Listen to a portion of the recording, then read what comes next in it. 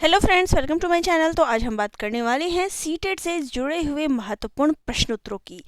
तो कभी भी कोई भी परीक्षा आप दे रहे हो तो उसमें प्रीवियस ईयर के जो पेपर्स होते हैं उसका बहुत ही महत्वपूर्ण रोल होता है, बहुत ही अहम भूमिका होती है। क्योंकि और यहाँ पर जो इस टॉपिक की हम बात कर रहे हैं वो है बाल विकास। और बाल विकास के प्रश्न अगर आपने सीटेट के पेपर्स देखे होंगे तो बार बार वो प्रश्न रिपीट हो रहे हैं। तो इसलिए सबसे पहले जो हमारी कोशिश है वो है कि आपको बाल विकास से जुड़े हुए जितने भी प्रीवियस ईयर के पेपर हैं वो करवाए जाए। तो इसलिए आज जिन प्रश्नों पर हम बात करेंगे वो है बाल विकास। तो बाल विकास से जुड़े हुए महत्वपूर्ण प्रीवियस ईयर के पेपर मैं आपको करवाने वाली हूँ। और यहाँ पर आप देख रहे हैं कि ये जो पेपर है वो है सीटेट जनवरी 2024 पेपर 1। ठीक है, चलिए प्रश्नों को शुरू कर देते हैं। तो पहला हमारा प्रश्न है, कक्षा में खेल प्रतियोगिता में हिस्सा लेते समय अनुज अपने दोस्त से कहता है कि वह भाला फेंकने में हिस्सा लेगा और रस्सी कूदने में उसकी बहन हिस्सा ले सकती है क्योंकि वह एक लड़की है और लड़कियां भाला नहीं फेंक सकती। यह डैश को प्रदर्शित करता है, जेंडर संबंधता, जेंडर समानता, जेंडर समता या फिर जेंडर रूढ़िवादिता। तो ये क्या शो करता है? तो राइट आंसर हो जाएगा यहाँ पे हमारा ऑप्शन नंबर 4, जेंडर रूढ़िवादिता। नेक्स्ट क्वेश्चन है, अपसारी चिंतन डैश जबकि अभिसारी चिंतन डैश है, कई उत्तरों में प्रोत्साहित करता है, एक सही समाधान पर स्थिर है, एक सही समाधान पर स्थिर है, कई उत्तरों को प्रोत्साहित करता है, या फिर गणितीय क्षमताओं को बढ़ावा देता है, मौखिक क्षमताओं को बढ़ावा देता है, मौखिक क्षमताओं को बढ़ावा देता है, गणितीय क्षमताओं को बढ़ावा देता है। तो राइट आंसर हो जाएगा हमारा कि जो अपसारी चिंतन होता है वो कई उत्तरों को प्रोत्साहित करता है, वहीं पे जो अभिसारी चिंतन होता है एक सही समाधान पर स्थिर है। ठीक है, ऑप्शन नंबर 1 जो है यहाँ पर राइट हो जाएगा। नेक्स्ट क्वेश्चन है, निम्नलिखित में से कौन सा कथन समावेशी शिक्षा के बारे में सही नहीं है? तो यहाँ में नहीं है वाला कथन बताना है। समावेशी शिक्षा का अर्थ है ऐसे तरीकों से शिक्षण को बहिष्कृत ना करें। समावेशी शिक्षण का अर्थ है उस शिक्षा शास्त्र को अपनाना जो सभी शिक्षार्थियों की आवश्यकताओं का समर्थन करता है। एक समावेशी कक्षा भाषा शैली में अंतर को समायोजित करती है और सहयोग को बढ़ावा देती है, या फिर निश्चित पाठ्य चर्चा और मानक मूल्यांकन के आसपास ही एक समावेशी कक्षा का केंद्र होता है। तो राइट आंसर क्या हो जाएगा? राइट आंसर हो जाएगा यहाँ पर ऑप्शन नंबर 4 कि निश्चित पाठ्य चर्चा और मानक मूल्यांकन के आसपास ही एक समावेशी कक्षा का केंद्र होता है। नेक्स्ट क्वेश्चन हमारा यहाँ पर अभिकथन और कारण से संबंधित है। तो देखते हैं अभिकथन क्या है कि शिक्षार्थी जो पहले से जानते हैं उसके आधार पर अपने ज्ञान का निर्माण करते हैं। कारण है पैटर्न ढूंढना और पिछले ज्ञान के साथ जुड़ाव बनाने से शिक्षार्थियों को जानकारी को सार्थक रूप से संसाधित करने में मदद मिलती है। तो यहाँ पर जो अभिकथन और कारण है दोनों ही सही है और ए की आर जो है यहाँ पर सही व्याख्या कर रहा है। ऑप्शन नंबर ए जो है यहाँ पर हमारा राइट हो जाएगा। नेक्स्ट हमारा क्वेश्चन फिर से अभिकथन और कारण से संबंधित है। तो अभिकथन है बच्चों द्वारा बचपन अलग अलग संस्कृतियों में अलग अलग तरह से अनुभव किया जाता है। कारण है बच्चों का विकास सार्वभौमिक है। तो राइट आंसर इसका क्या हो जाएगा कि जो अभिकथन है वो तो सही है, ठीक है, लेकिन जो कारण है वो क्या है? गलत है। तो यहाँ पे हमारा राइट आंसर क्या हो जाएगा? Option number 3। ठीक है, चलिए नेक्स्ट क्वेश्चन पे आ जाते हैं। तो नेक्स्ट क्वेश्चन है, अभिप्रेरणा के आरोपण सिद्धांत के अनुसार निम्नलिखित में से किससे लगातार कोशिश और बेहतर प्रदर्शन की संभावना है? सफलता के लिए आंतरिक आरोपण और असफलता के लिए बाहरी आरोपण, सफलता के लिए बाहरी आरोपण और असफलता के लिए आंतरिक आरोपण, असफलता और सफलता के लिए आंतरिक आरोपण, या फिर असफलता और सफलता दोनों के लिए बाहरी आरोपण। तो राइट आंसर हो जाएगा कि असफलता और सफलता दोनों के लिए आंतरिक आरोपण। ठीक है, नेक्स्ट क्वेश्चन है, निम्नलिखित में से कौन सा प्रगतिशील शिक्षा का एक प्रमुख सिद्धांत है? छात्रों के सीखने को मापने के लिए मानकीकृत परीक्षण सबसे अच्छा तरीका है। छात्रों को अपने शिक्षकों से ज्ञान का निष्क्रिय प्राप्तकर्ता होना चाहिए। सीखना प्रामाणिक कार्यों पर आधारित होना चाहिए। पाठ्यचर्या पूर्व निर्धारित और सार्वभौमिक होनी चाहिए। तो राइट आंसर हो जाएगा यहाँ पे सीखना प्रामाणिक कार्यों पर आधारित होना चाहिए। नेक्स्ट क्वेश्चन है, विकास के किस पहलू में तर्क, चिंतन और समस्या समाधान की व्याख्या की जाती है? सामाजिक विकास, संज्ञानात्मक विकास, नैतिक विकास या फिर गतिक विकास? तो राइट आंसर यहाँ पर हो जाएगा ऑप्शन नंबर 2, संज्ञानात्मक विकास। नेक्स्ट हमारा क्वेश्चन है कि लेव वाइगोत्स्की प्रस्तावित करते हैं कि डैश बच्चों में स्वनियमन के लिए महत्वपूर्ण है? असंतुलन, निजी वाक, अनुकूलन या फिर संगठन? तो राइट आंसर हमारे यहाँ पर हो जाएगा निजी वाक।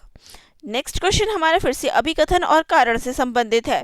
तो अभिकथन है, लॉरेंस कोहलबर्ग के नैतिक विकास सिद्धांत में बच्चे कार्यों को उनके परिणाम के आधार पर अच्छा या बुरा समझने से इस समझ पर पहुंचते हैं कि नियम और कानून नम्य है और बदले जा सकते हैं। कारण है, लॉरेंस कोहलबर्ग का तर्क है कि नैतिक विकास क्रमिक रूप से चरणों में होता है।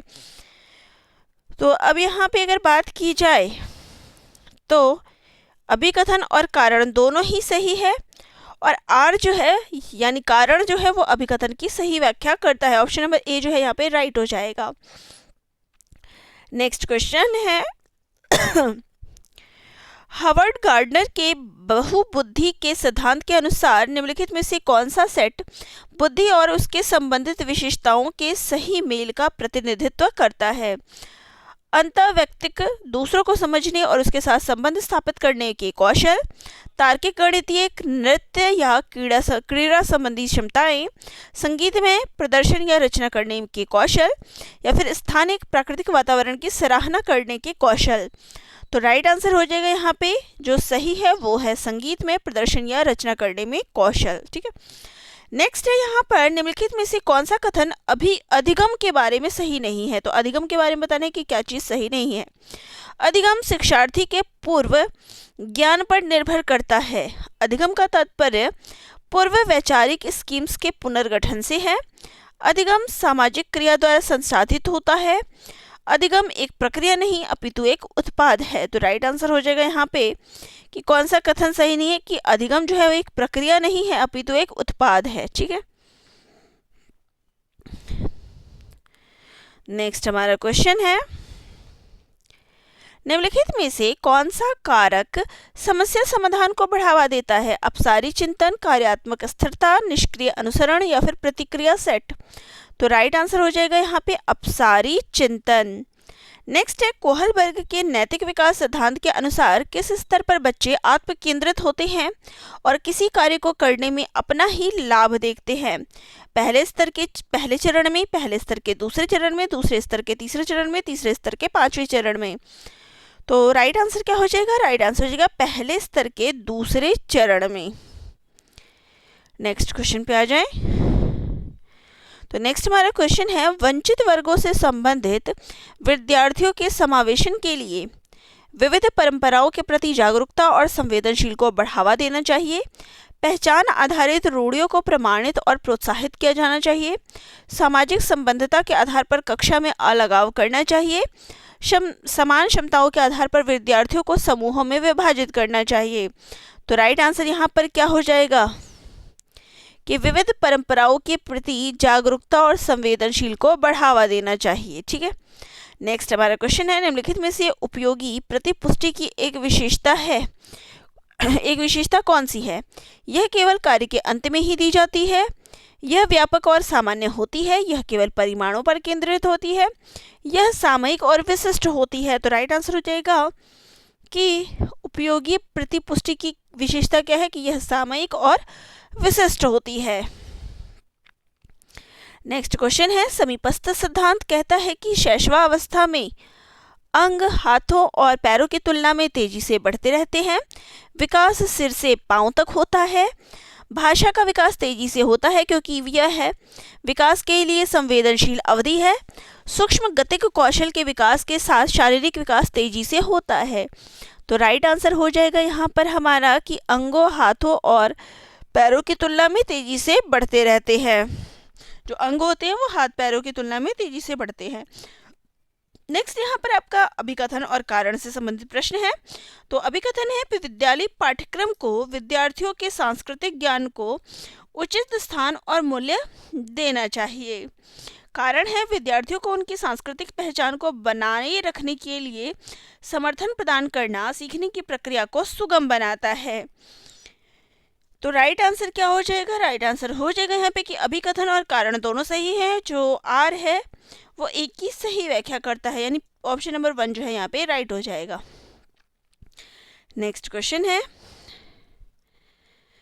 छात्रों के पूर्व ज्ञान को निर्धारित कर निम्नलिखित में से किसे रचनात्मक मूल्यांकन नहीं माना जाएगा?